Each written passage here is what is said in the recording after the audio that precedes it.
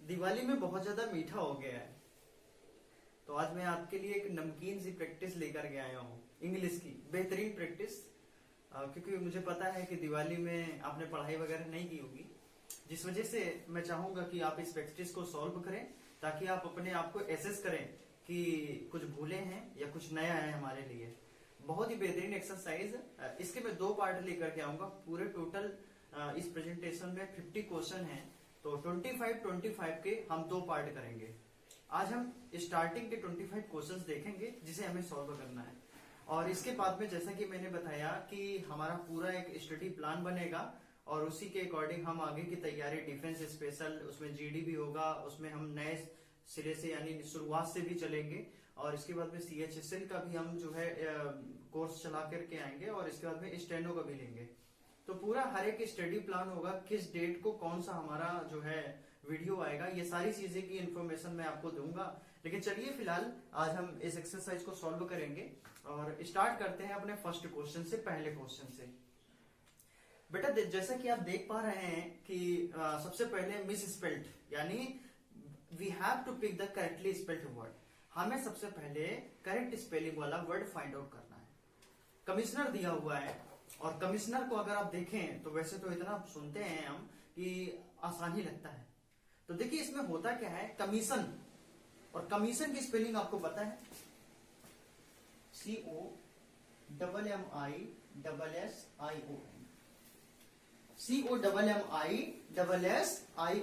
यही तो होता है कमीशन। और कमीशन में हम क्या कर देंगे, ER लगा देंगे और कमिश्नर बन जाएगा। और थोड़ा सा मैं आपको यहाँ पे और समझाना चाहूंगा, 2 के बाद में 1 होता है, यानी डबल के बाद सिंगल। तो देखो एक सीरीज बन रही है, इससे भी कहीं ना कहीं हमें पता चलता है। तो बेटा कमिश्नर बहुत इंपॉर्टेंट वर्ड है, कई बार आपके एग्जाम में आया हुआ वर्ड है, तो बेटा भूलना नहीं है कमिश्नर में। और यहाँ पे कई बार OR कर देते हैं हम, गलत हो जाएगा, ER होता है, तो यहाँ पे कमिश्नर हो गया। ओके, आगे चलिए। सेकंड नंबर क्वेश्चन पे एटिकेट दिया है। एटिकेट का मतलब होता है शिष्टाचार। शिष्टाचार हमारा जो होता है एटिकेट होता है। जैसे कि आप वर्ड देख पा रहे हैं, ETIQUE TTE, तो यहाँ पे एटिकेट हमारा हो जाएगा। तो यहाँ पे सेकंड का B part, B for baby, हमारा करेक्ट है। ओके, फर्स्ट का हमारा ए पार्ट करेक्ट था। आगे चलते हैं थर्ड नंबर क्वेश्चन पे। थर्ड नंबर क्वेश्चन पे देखिए एक्विजिशन लिखा हुआ है। एक्विजिशन, एक्यूरेसी थोड़ा सा अलग वर्ड है, लेकिन एक्वायर्ड इसी से बना वर्ड है। तो एक्विजिशन, तो आप देखें तो एक्वी, ACQUI आ रहा है, तो जीसन लगा है SITION, B for baby, B for baby हमारा करेक्ट है। ओके, आगे चलते हैं फोर्थ नंबर क्वेश्चन पे। सिस्टमेटिकली लिखा हुआ है। सिस्टमेटिकली लिखा हुआ है तो सिस्टम पहले पता होना चाहिए। सिस्टम की स्पेलिंग SYSTEM सिस्टम होता है, और इसके बाद में एथिकली ATICALLY। जैसा आपको वर्ड प्रोनाउंस करने से आ रहा है वैसा लिख दीजिए, सही हो जाएगा। बी फॉर बेबी यहाँ पर भी हमारा करेक्ट है। आगे चलते हैं नेक्स्ट क्वेश्चन की ओर।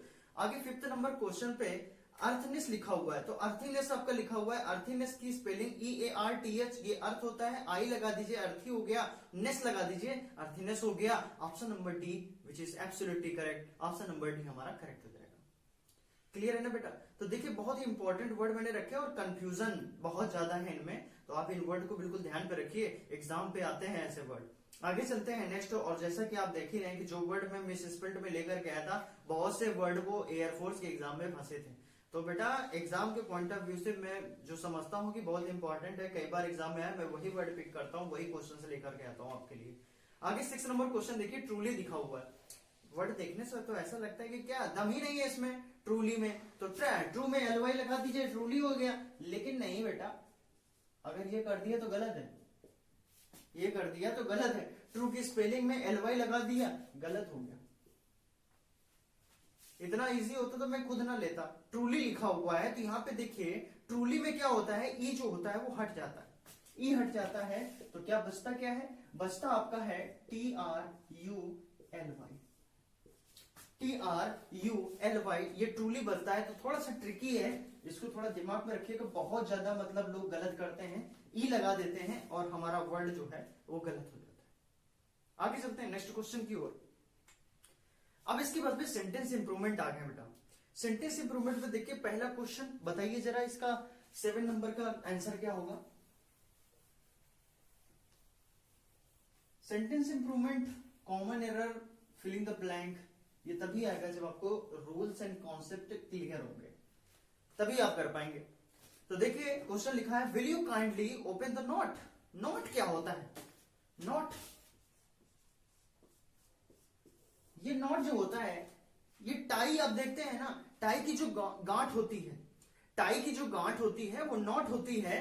तो नॉट को ओपन नहीं करते, ओपन नहीं करते उसको, टाई को कभी ओपन नहीं किया जाता। तो यहां पे ओपन लगा है जो बिल्कुल गलत है। टाई को क्या किया जाता है? अनटाई किया जाता है। क्या किया जाता है? अनटाई। बहुत इंपॉर्टेंट है बेटा, और कंफ्यूजन बहुत ज्यादा होता है, बोलते हैं कि टाई हटा रहा है इसका मतलब ओपन कर रहा है उसको, ठीक है, गलत हो गया, ओपन नहीं अनटाई। दिमाग में रखिएगा और देखिए किस तरह के मैं सिलेक्टेड क्वेश्चन आपके लिए लेकर के आया हूं। आगे चलिए 8th नंबर क्वेश्चन देखिए, he send a word to me that he would be coming late. अब देखिए आगे का सेंटेंस वुड से बना, इसका मतलब ये तो क्लियर है कि सेंटेंस हमारा पास्ट में गया, रिपोर्टिंग वर्ब हमारी पास्ट में रही होगी, प्रेजेंट में रही होगी, ठीक है। अब देखिए यहाँ पे प्रेजेंट लिखा हुआ है जबकि आगे वुड देख रहे हैं आप, तो इसका मतलब रिपोर्टिंग वर्ब पास्ट में होगी, तभी तो अंदर का टेंस चेंज होगा। तो पास्ट में देखेंगे तो यहाँ पे देखिए सेंट वर्ड हो जाएगा ऑप्शन नंबर ए। ऑप्शन नंबर ए हमारा करेक्ट हो जाएगा। सेंड किसी भी कीमत पर नहीं लगेगा, हैड सेंड हो ही नहीं सकता। आगे चलते हैं, 9 नंबर क्वेश्चन देखिए बेटा। 9 नंबर क्वेश्चन लिखा हुआ है, John had told me that he has not done at. अब देखिए हैड टोल्ड में हमें चेंज करना है, हैड टोल्ड में चेंज करना है, इसका मतलब आगे के पार्ट में कोई भी चेंजेस नहीं होंगे, इसका मतलब कि हमें चेंज यही करना है। तो आगे सेंटेंस में बोल रहा है that he has not done it yet. अब हैज लगा है और रिपोर्टिंग वर्ब में यानी पहले सेंटेंस में हैड टोल्ड लगा दिया। पॉसिबल है कि अंदर का टेंस जो है प्रेजेंट में हो और बाहर का सेंटेंस जो है वो पास्ट में हो? दिस इज इम्पॉसिबल, इम्पॉसिबल है, ये पॉसिबल हो ही नहीं सकता। तो आप देखते हैं हैड टोल्ड बिल्कुल गलत है, तो यहाँ पे सेंटेंस के अकॉर्डिंग यहाँ पे क्या कर देंगे? टेंस कर देंगे। प्रेजेंट इंडेफिनिट यानी सिंपल प्रेजेंट में होगा, जॉन के अकॉर्डिंग है तो वर्ब में एस लगेगी, ओके, टेंस कर दीजिए। आगे 10th नंबर क्वेश्चन पे आते हैं, लिखा हुआ है if he had time he will call you. अब देखिए अगर मुझे बाद में चेंज करना होता तो मैं वुड कर देता विल का, क्योंकि सेंटेंस का पहला पार्ट तो पास्ट में है ना, और पास्ट में होते तो बाद वाली क्लास वुड या वुड हैव से बनती है as you know it very well.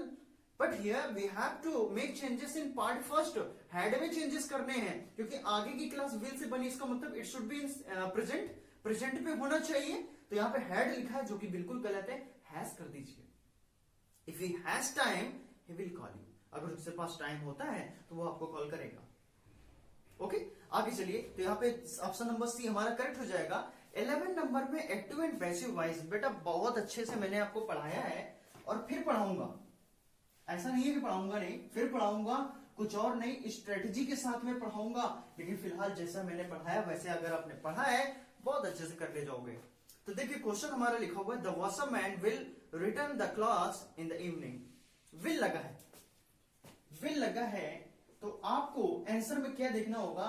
Will be या शैल बी, वर्ब की थर्ड फॉर्म एंड बाय, ये तो देखना होगा आंसर में, पैसिव वॉइस में। देखिए पहले सेंटेंस में विल हैव लिखा है, क्या मैंने विल हैव लिखा है? यहाँ पे गलत है ना, विल हैव नहीं होगा। दूसरे क्वेश्चन में विल बी लिखा हुआ है, इसको चलो देखेंगे, ये ठीक है। थर्ड क्वेश्चन में विल रिटर्न लिखा है, ये भी नहीं हो सकता। और इसके बाद में डी नंबर तो विल हैव बीन लिखा हुआ है, भैया पूरा का पूरा सेंटेंस गलत किए पड़े हैं, ठीक है। केवल एक सेंटेंस आपको दिख रहा है जिसमें विल भी लगा हुआ है, वो है आपका ऑप्शन नंबर बी। पूरा का पूरा सेंटेंस भी नहीं पढ़ रहे हैं, आंसर फाइंड आउट कर ले जा रहे हैं, इसका मतलब कि हमने बहुत अच्छे से पढ़ाई करी है। और कीवर्ड देखने से आपको पता चल जाएगा कि हमारा आंसर क्या होने वाला है। ऑप्शन नंबर बी हमारा करेक्ट है। देखिए पूरा का पूरा सेंटेंस भी नहीं पढ़ा हमने। आगे चलते हैं नेक्स्ट 12th नंबर क्वेश्चन पे। 12th नंबर क्वेश्चन लिखा हुआ है, he picked up the telephone and dialed the police number। picked up लिखा हुआ है, picked up लिखा हुआ है यानी ये सिंपल पास्ट में रहा होगा। अब सिंपल पास्ट में रहा होगा तो फिर वर्ब की सेकंड फॉर्म अगर होती है तो हमें क्या देखना होगा? was एंड वर देखना होगा, वर्ब की थर्ड फॉर्म देखनी होगी, बाय देखना होगा। ये अगर हमें मिल जाए तो वही हमारा ऑप्शन करेक्ट हो जाएगा। देखिए फर्स्ट में वाज बीइंग लगाया है, क्या मैंने बीइंग लिखा है क्या? नहीं, वाज बीइंग तो हो ही नहीं सकता, बिल्कुल गलत है। सेकंड नंबर देखिए वाज पिक्ड, इसमें वाज के साथ थर्ड फॉर्म लगी है, इसको देखेंगे क्या ऐसा और भी कोई ऑप्शन है? थर्ड में हैड बीन लगा है, मैंने लिखा हैड बीन? नहीं, हैड बीन बिल्कुल गलत है। हैज बीन लिखा है डी ऑप्शन पे, ये भी गलत है। एक ही ऑप्शन मिल रहा है जिसमें वाज के साथ वर्ब की थर्ड फॉर्म लगी है, वो है आपका option number B. We will go for B option. देख रहे हैं ये बहुत ही आसानी से एक्टिव एंड पैसिव वॉइस का बेसिक कंप्लीट है, हम आसानी से क्वेश्चन कर ले जा रहे हैं। ओके, आगे चलते हैं। 13 नंबर पे लिखा हुआ है some girls were cleaning the dormitories. Was या वर अगर आपको मिल जाता है, अगर आपको वाज या वर मिल जाता है तो बेटा उसमें क्या करते हैं, उसमें बीइंग लगाते हैं, वर्ब की थर्ड फॉर्म लगाते हैं और बाय लगाते हैं। अब वाज वर के साथ बीइंग वर्ब की थर्ड फॉर्म एंड बाय अगर आपको मिल जाएगा, वही ऑप्शन हमारा करेक्ट हो जाएगा। पहले क्वेश्चन पे देखिए वर लगाया है, कहीं बीइंग नहीं आया, ऑप्शन गलत हो गया। दूसरे ऑप्शन पे देखिए विल हैव बीन लगाया है, मतलब सेंसलेस है, हो ही नहीं सकता ये। इसके बाद में थर्ड में देखिए वर बीइंग लिखा है, इसको देखेंगे ये सही लग रहा है। इसको डी ऑप्शन में आर बीइंग लिखा है, आर कैसे हो जाएगा भाई जब सेंटेंस पास्ट में जा रहा है? Only one option is given, that is option number C. तो आप देख रहे हैं केवल और केवल कीवर्ड से हम आंसर को फाइंड आउट करने जा रहे हैं। आगे चलिए बेटा नेक्स्ट क्वेश्चन की ओर। 14 नंबर क्वेश्चन लिखा है he was not given the information he needed. Was not given से क्या पता चला? वाज वर्ब के साथ वर्ब की थर्ड फॉर्म कब लगती है? जब हमारा सेंटेंस पैसिव वॉइस में हो। It means that our question is in passive voice and we have to find out the active voice. So which sentence is absolutely correct that we have to find. So यहां पे देखिए कौन सा option हमारा हो सकता है। तो यहां पे देखिए सेंटेंस हमारा हो जाएगा they didn't give him the information he needed। अगर इसको सॉल्व करेंगे तो हमारा आंसर जो क्वेश्चन पे दिया है वो आ जाएगा, ऑप्शन नंबर डी हमारा करेक्ट हो जाएगा। आगे चलते हैं नेक्स्ट क्वेश्चन की ओर। 15 number we must endure what we can not cure. Can not अगर होता है तो आपको पता है जब भी मॉडल्स आते हैं बी के साथ वर्ब की थर्ड फॉर्म आती है, कैन होगा तो कैन बी और वर्ब की थर्ड फॉर्म। अब देखिए सी नंबर में कुड भी लिखा हुआ है और बी नंबर में देखिए कैन नॉट लिखा है, बी लगा ही नहीं हुआ है। डी ऑप्शन में देखिए वो तो बिल्कुल हो ही नहीं सकता, कैन का जिक्र ही नहीं है। ठीक है, ए ऑप्शन हमारा है, वो सारी शर्तों को फॉलो कर रहा है, ऑप्शन नंबर ए हमारा करेक्ट हो जाएगा। आगे चलिए बेटा नेक्स्ट क्वेश्चन की ओर। 16 नंबर इडियम्स एंड फ्रेजेस। कुछ क्वेश्चन इडियम्स एंड फ्रेजेस के हैं, उनको देख लेते हैं। Going to the dogs, going to the dogs इसका मतलब क्या होगा ना, पूरी तरह से बेकार हो जाना। टू गो रियून यानी बर्बादी की ओर बढ़ना, इसका मतलब reaching a bad state, option number A which is absolutely correct. आगे चलते हैं नेक्स्ट 17 नंबर क्वेश्चन पे। To poke one's nose. अब देखिए ये इतना कॉमन है, स्पोकन में बहुत यूज होता है ये कि डोंट पोक the nose in my matter, आप मेरे मामले में टांग मत अड़ाइए। ठीक है, पोक द नोज इतना यूज होता है, तो यहाँ पे टू पोक नोज इनटू समवन्स अफेयर्स, इसका मतलब कि हस्तक्षेप ना करिए, इंटरफेयर ना करिए, तो इंटरफेयर कर रहा है, option number C to interfere in someone's affairs, C option correct हो जाएगा। आगे चलते हैं next 18 number. He is turning into a bag of bones. Bag of bones का मतलब क्या होता है? जिसके पास केवल हड्डियां बचे, मांस है ही नहीं, दुबला पतला है बहुत ज्यादा। अब बहुत ज्यादा दुबला पतला तो weak and thin, weak and thin it का मतलब यहाँ पे an emaciated person, option number A correct है। आगे चलिए नेक्स्ट 19 नंबर। इन गाल्डा thousands of men and women had been put to the sword. Put to the sword का मतलब होता है कि किसी को हमने क्या कर दिया, मौत के घाट उतार दिया, इसका मतलब मार डाला उन लोगों को। To kill someone, option number C हमारा करेक्ट है। जब बात तलवार निकालने की आ जाए, इसका मतलब तलवार निकली है तो दो चार को लेकर के ही जाएगी, ऑप्शन नंबर सी हमारा करेक्ट हो जाएगा। 20 नंबर है what with all those car repairs we are going to bed, इसका मतलब in the red this month, मतलब बिल्कुल रेड की कदर में कोई बिजनेस है किसी का। इडियम्स एंड फ्रेजेस को अपनी स्टोरी से याद करिए। कोई बिजनेस है किसी का, अगर वो ग्रीन पे जा रहा है, इसका मतलब वो उसका बिजनेस क्या कर रहा है, ग्रो कर रहा है, उसका बिजनेस बढ़ रहा है। अगर वो येलो पे है, इसका मतलब कि neither go in profit not loss. Okay, और रेड में आ गया, इसका मतलब कि भाई उसकी कंडीशन बहुत ज्यादा खराब हो गई, बिजनेस बहुत ज्यादा लॉस में जा रहा है। इसका मतलब क्या है, दिस मंथ की बात कर रहा है, इस महीने उसकी जो है लॉस बहुत ज्यादा हो रहा है, तो इसका मतलब making loss, option number B हमारा करेक्ट है। Okay, making loss. आगे चलते हैं नेक्स्ट क्वेश्चन एरर्स पे आ जाते हैं। कुछ एरर दिए गए हैं, देखिए आप 21 नंबर की एरर को बताइए जरा कहां पे गलती है इसमें। और बेटा कमेंट करके बताया करो कि किस तरह के क्वेश्चंस आपको अच्छे लगे, और यहाँ पे कोई भी क्वेश्चन आपको समझ में नहीं आया वो भी आप पूछ सकते हैं। आगे आप कौन सा चैप्टर पढ़ सकते हैं इसके बारे में भी मुझे बता सकते हैं। तो देखिए लिखा हुआ है दिस इज द गर्ल, और जब आप कमेंट करते हैं ना तो मुझे और भी मोटिवेशन मिलता है, मुझे लगता है कि मैं इसका मतलब ठीक पढ़ा रहा हूं। और दूसरी चीज है कि फिर ये लगता है कि नहीं मैं और बेस्ट दूं, अपना बेस्ट तो मैं 100% दे रहा हूं, फिर लगता है कि I would give more than it, मैं इससे भी ज्यादा अच्छा आपको परफॉर्मेंस दूंगा। देखिए लिखा हुआ दिस इज द गर्ल, इसके बाद में हु हुम, इसके बाद में आई थिंक, ठीक है, हु आई थिंक, हुम नहीं, जिसे मुझे लगता है ठीक है कि देखिए सेंटेंस के अकॉर्डिंग यहाँ पे हु आना चाहिए, हुम गलत हो जाएगा तो यहाँ पे हु कर दीजिए। इसके बाद में आगे चलते हैं 22nd नंबर। 22nd नंबर को देखिए, ही वॉक्ड टू द, कैमरे पे ब्लिंक कर रहा है क्या, सही चल रहा है, ठीक है। लिखा हुआ है he walked to the bus stand with both her dogs on each either side of her, ठीक है, आइदर साइड नहीं, आइदर साइड का मतलब होता है एक तरफ, लेकिन यहाँ पे देखिए सेंटेंस के कड़े he walk to the bus stand, वो जो है बस स्टैंड के चारों तरफ भागा, इसके बाद में विथ हर डॉग्स, उस अपने डॉग के साथ में, ऑन ईच साइड, प्रत्येक साइड में, तो यहाँ पे हमारा ईच साइड होगा, आइदर साइड नहीं होगा, क्योंकि ये जरूरी थोड़ी ना है कि एक ही साइड पे जाए, ठीक है, तो आइदर साइड को हटा करके ईच साइड कर दीजिए। आगे चलते हैं 23rd नंबर पे, many of these adverbs are somewhat superfluous, तो मेनी ऑफ दीज एडवर्ब्स, ये जितने भी एडवर्ब्स हैं आर सुपरफ्लुअस, ये क्या है, अनावश्यक है। समव्हाट की क्या जरूरत है भाई, समव्हाट लगा हुआ है जिसकी हमें कोई आवश्यकता नहीं है। तो जब कोई भी वर्ड जो है वो एक्स्ट्रा में अगर होता है तो उसको हम बोलते हैं सुपरफ्लुअस, क्या बोलते हैं, सुपरफ्लुअस, अनावश्यक लगा है उसको हम हटा देंगे। आगे चलते हैं 24 नंबर पे। 24 number, physics is not a subject, I am interested, interested, interested के बाद में प्रीपोजिशन क्या आता है बेटा, यहाँ पे विथ लिखा हुआ है, गलत है, इंटरेस्टेड इन, इंटरेस्टेड इन, और जो भी चीज है इंटरेस्टेड इन इट हो जाएगा, तो यहाँ पे विथ हटाइए, इन इट लगा दीजिए, सेंटेंस करेक्ट हो जाएगा। आगे चलते हैं नेक्स्ट 25th नंबर पे, मोर देन वन सिप वर, नहीं मोर देन वन लिखा हुआ है और मोर सिप देन वन होगा तो वाज कर देंगे, लेकिन मोर देन वन सिप और यहाँ पे हमारा वर वाज लिखा हुआ है तो इसको हम वाज को कट करेंगे, क्या लगाएंगे, वर लगा देंगे, वर हमारा यहाँ पे करेक्ट हो जाएगा। ओके आगे चलते हैं।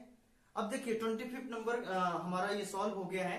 25 क्वेश्चन मैंने बोला कि 25 क्वेश्चन का टारगेट रखेंगे, और तो पार्ट 1 ये हो गया 25 का, अभी इसके 25 क्वेश्चन बाकी हैं जिसको हम पार्ट 2 यानी नेक्स्ट वीडियो में 25 क्वेश्चन इसी के आगे देखेंगे।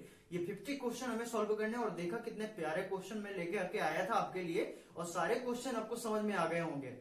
तो बेटा आप इसी तरह से पढ़ते रहिए, दिवाली की छुट्टी मना रहे हैं मनाइए, लेकिन इसके साथ साथ में स्टडी भी करिए, और फिजिकल पे बहुत ज्यादा फोकस करने की जरूरत है, उसमें फोकस करिए। आगे जीडी के बारे में मैं आपको बताऊंगा, जीडी पे कैसे प्रिपेयर करना है, एडेप्टेबिलिटी, ऑफलाइन क्लास पढ़नी है तो आइए किदवई नगर, पढ़िए मुझसे ऑफलाइन आके। ऑफलाइन में मैं थोड़ा सा क्या है ना कि आपका कॉन्सेप्ट भी पढ़ाऊंगा, और इसके बाद में जीडी की प्रिपरेशन, क्योंकि जितना टाइम आप देंगे इंग्लिश के एटमॉस्फेयर के लिए उतना ही बेनिफिशियल है आपके लिए। तो बस आज की क्लास में इतना ही, नेक्स्ट क्लास में मिलते हैं कुछ और नई प्रैक्टिस के साथ में, जबरदस्त प्रैक्टिस के साथ में।